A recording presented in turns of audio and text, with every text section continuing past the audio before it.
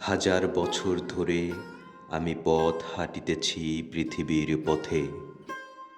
সিংহল সমুদ্র থেকে নিশীথের অন্ধকারে মালয় সাগরে। অনেক ঘুরেছি আমি বিম্বিসার অশোকের ধূসর জগতে। সেখানে ছিলেম আমি আরো দূর অন্ধকারে বিদর্ভ নগরে।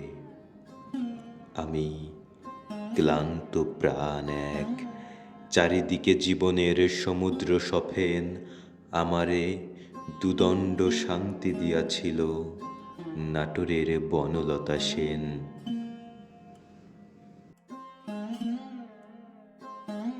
চুল তার কবেকার অন্ধকার বিদিশার দিশা, মুখ তার শ্রাবস্তির কারুকার্য। অতিদূর সমুদ্রের পর হাল ভেঙে যে নাবিক হারায়েছে দিশা। সবুজ ঘাসের দেশ যখন সে চোখে দেখে দারুচিনি দ্বীপের ভেতর, তেমনি দেখেছি তারে অন্ধকারে। বলছে সে, এতদিন কোথায় ছিলেন? পাখির নীড়ের মতো চোখ তুলে নাটোরের বনলতা সেন।